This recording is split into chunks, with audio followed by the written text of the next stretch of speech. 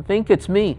Project Motor Racing is the new sim racing title, and since I am getting a bit more into sim racing, why not tell you more what I think about it, but more importantly, how realistic its Nordschleife version and BMW M4 GT4, the car that me, Jimmy and Steve, who probably have made a video about PMR as well, us three have been driving this car. So since I'm not a sim racer, unlike them, I would be mostly focusing on the realism of the track and also the car. But there's also something else that is new, namely the gear. I have been influenced by my co-teammate Jimmy Broadband, who is using Moza gear on his sim racing. Why are we all of a sudden different setup?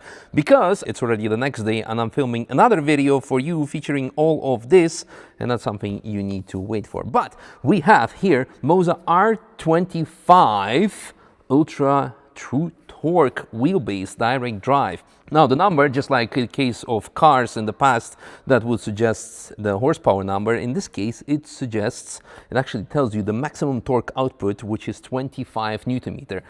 Enough to snap your wrists, but it also actually has a very intelligent feature inside. When you crash, usually you need to let go of the steering wheel or it will snap you. Actually, it senses that you have crashed and it will reduce all the output, and well, it's good for the beginning drivers and it will save you. In addition, it has industry-leading highest torque density motor, and therefore the base is actually very compact. It's very short in comparison to other very long bases. Could be very good if you want to have some space management. It's CNC machined, it has some fancy RGBs, it came with a very nice Moza Racing steering wheel, the GSV2, where we can change mapping, traction control, differential, ABS settings, flashing, and it's also made of nice forged carbon fiber, so it looks very good too.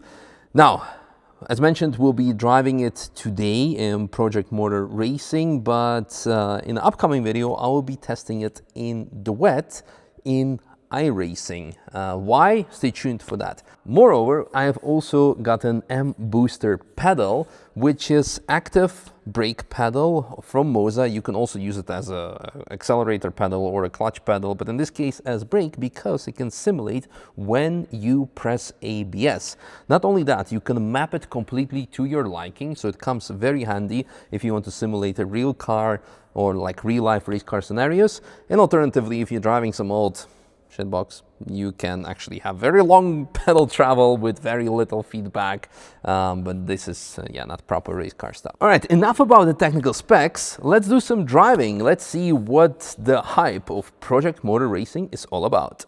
All right, let's get started. The music is a bit loud, but it's also quite epic. So first of all, let's see what kind of cars you have. All kinds of cars, from GT4s, GT3s, ooh, E46 GTR. I wonder if it has Need for Speed livery, but it's a different title, so probably not. 964 trophy, that's nice. MX5 trophy. And we have also sports cars, 917s, GTOs, the IMSA, 992 trophy, GT3s, the GT cars, including GT1s, Group C cars. Oh, the Jaguar. That's epic. Ooh, actually, should go with 787B. Maybe some other day. If you'd like me to make the video with 787B, let me know, and we'll do it next time. But for today's, for the sake of realism comparison, we are going to drive the BMW M4 GT4, and which is also the Evo pack. So updated facelift, splitter, aero components, interior, and that kind of stuff. We're going to be driving on Nordschleife. You have, of course, all kinds of other different tracks, but that's not relevant for this channel, so we're just gonna go on the Nordschleife. Let's race. Yeah, let's have a look how it is going to go, or not go at all.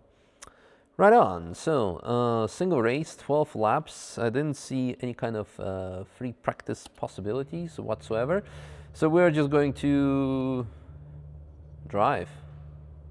Why is drive on the bottom of the screen? Anyway, we're gonna go drive.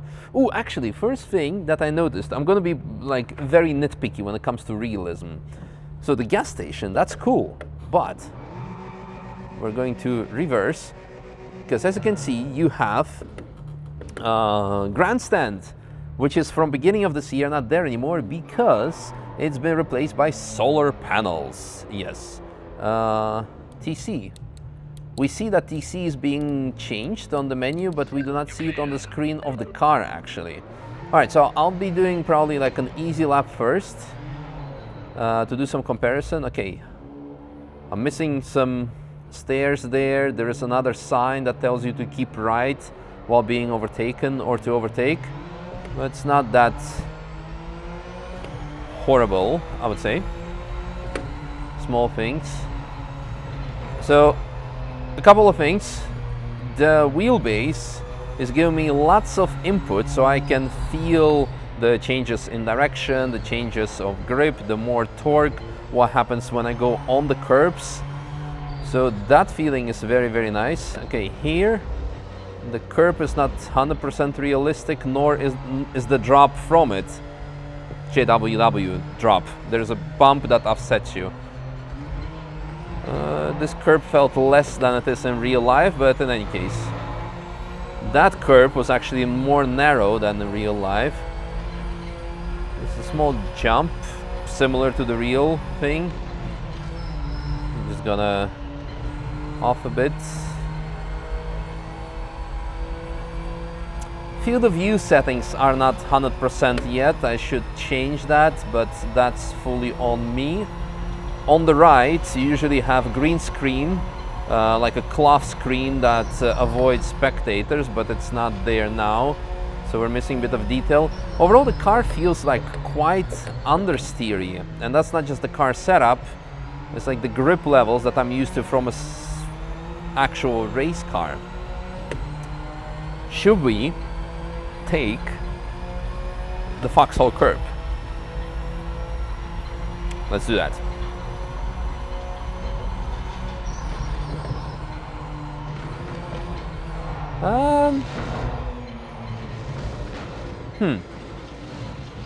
Well, it's not as hard. Oh, this curbing area is not so bad in real life because it's covered in grass. So curb left, curb right, which is I think darker in real life. You have here much more off-camber settings in the real world, but yeah, we have a bit of damage on the car because we sent it through foxhole, and now I'm gonna do something silly. Yeah. Almost there. Bear with me. Someone is hiding in the bushes there. Look at that. I think it's me clocking you, but usually I'm standing at T13 when clocking prototypes, but that's a cool feature actually. So in any case, let's proceed. The car feels a bit off, of course, because of the crashes. Still, as mentioned, it's a bit more understeery than the real car is. The curbs feel much less than they would be in real life. In real life you would be sent completely in the wall if you would hit the curb, but now it's really not that crazy. Alright, approaching bright side. The wheel alignment is completely off. There's orange marking missing on the barrier. This is also in real life much more the hit of the compression through bright sides. So this is not 100% correct. Alright, so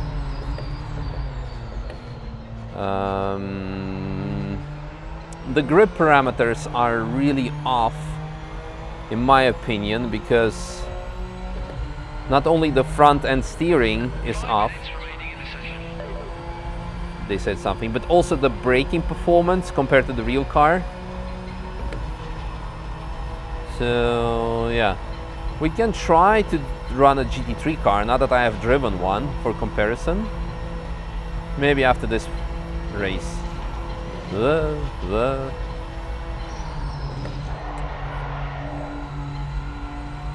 Not sure if I would have saved it in real life. The exit mode curve, usually you could run it completely up against the wall.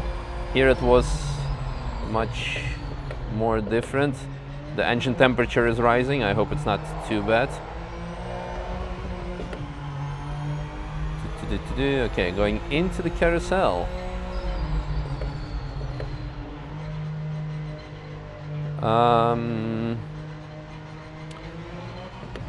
Much less bouncing than in real life. You could see visually that there were different concrete plates, but now it's like almost smooth, I would say. The car is a bit off. We hit the grass. In real life it would have been sent to the wall. This was not that bad.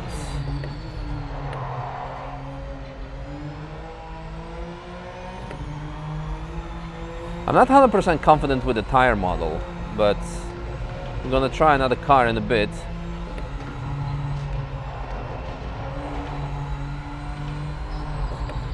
Even with damage, the car is like still quite easy to drive. Feels like we're missing quite some graffiti, but I mean, I'm not gonna judge. Ooh, that was weird. Hello? I'm not gonna judge the game on the graffiti levels, but let's see. There will be much more dirt on the left. Tarmac transition because of the new resurfacing from this here.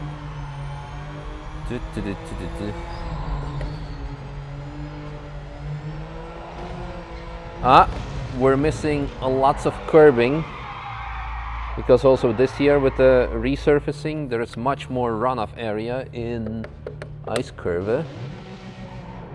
The car is really tricky to drive now with all the damage on it, but we just proceed to jump.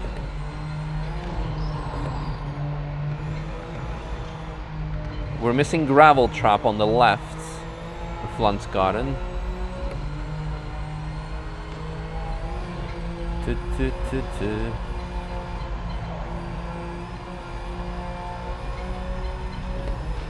Here, a bump is missing.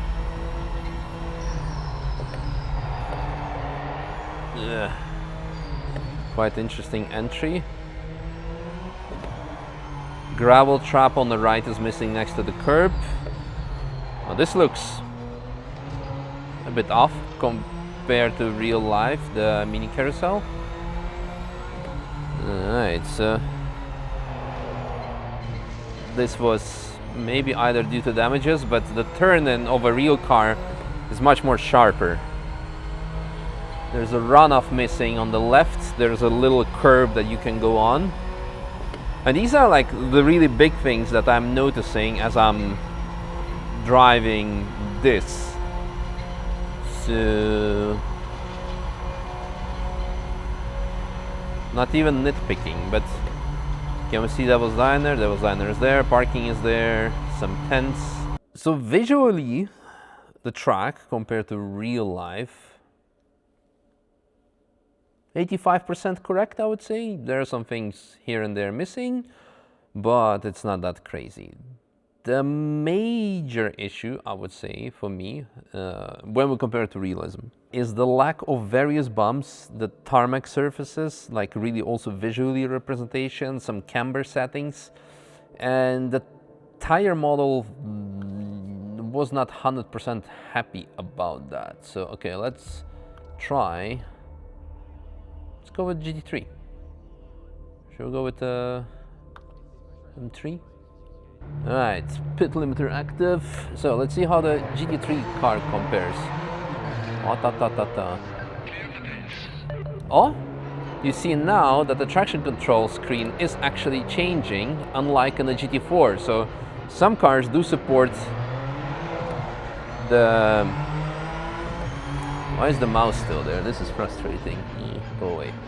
Go away. Whatever. Alright, let's try now.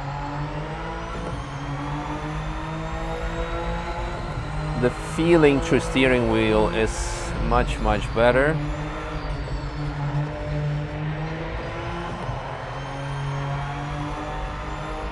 That was a bit of a weird slide. We went on the grass, but there was no problem with that. Let's try this curve.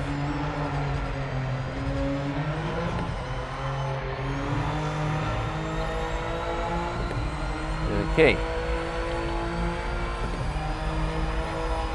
So, usually with GT3 cars it's just lift.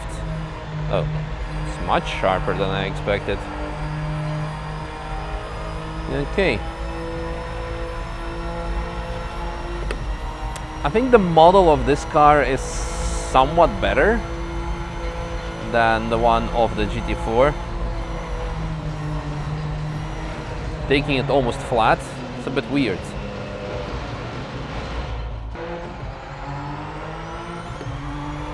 Okay. Overall, the graphics are actually quite nice. Now we have lots of vibration on the steering wheel.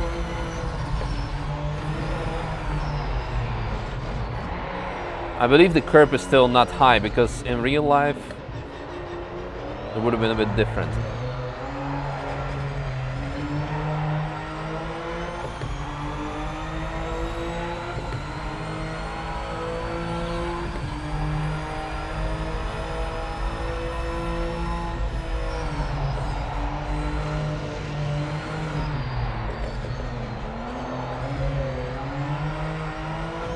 I'm just trying all kinds of silly stuff just to see how the car would react, and it's actually too good.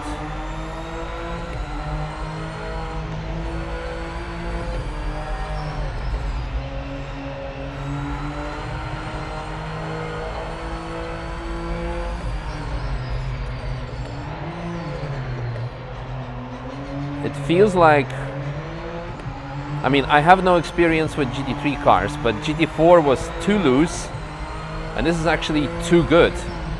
You can almost not get it in a drift, even when you hit some curbs and some grass. The car just still straightens. It's almost, it's just non-stop grip.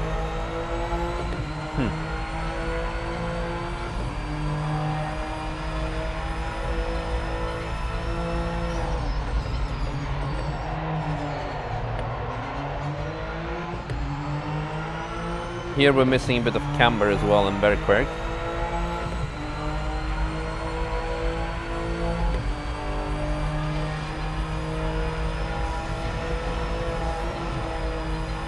Sure.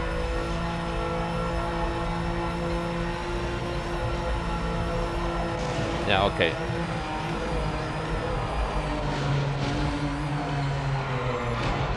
Another good thing about the Moza wheel is when you crash, it will not try to snap your fingers off or your wrists.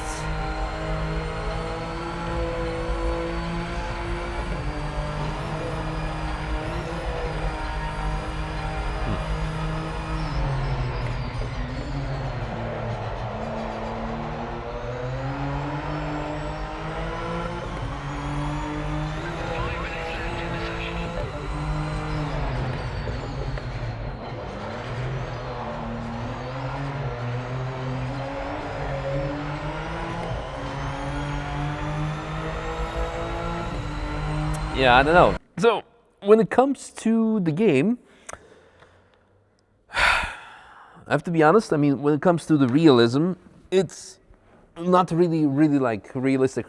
At least for me, who is driving the real thing in the real world, in real life. GT4 was missing grip, and GT3 and the high downforce cars were having way too much grip. Notchlife I already mentioned. But if you want to learn the Notchlife, I mean, when it comes to going left and right, it would be possible with this title. It has also a huge variety of cars that you can have fun with. So overall, I'm sure it's going to be a very fun title. But for me, who uses simulators to practice the real thing, a lot of features are off from the real thing. But nevertheless, I would Love to try some cars that are not available in other titles. Also, I'm sure there are going to be plenty of updates, and maybe these small and big things will be fixed to bring it closer to the realism for such nitpickers like me. Moreover, something else, when it comes to the gear, I really love the steering wheel, and I really love the base because the feeling it was giving to me, it was nice. And what I also liked is when you crash, that it actually does not try to break your wrists. It's actually a safety thing, because that's something, when you are knowing that you're going to crash, you should let go your hands off the wheel. Also for real life scenarios, but also in sim racing, this is actually quite nice. I really love the feeling that you were getting through it, the increase of torque, the feedback. And finally, the pedals. I was also very, very happy with them, especially the brake pedal, because you can set it up to your own liking, and it worked perfectly for me. So I guess now I know why Jimmy Brobant is using Moza and why he is among the fastest real-life sim racers in the world. But is he the fastest dad? I'm definitely beating him in dad jokes. You can ask everyone in the paddock. Anyway, before we start going sidetracked, that's my overview of PMR and Moza gear. And on to the next sim racing title. Yeah, let me know what I should test next. So see you soon. Bye.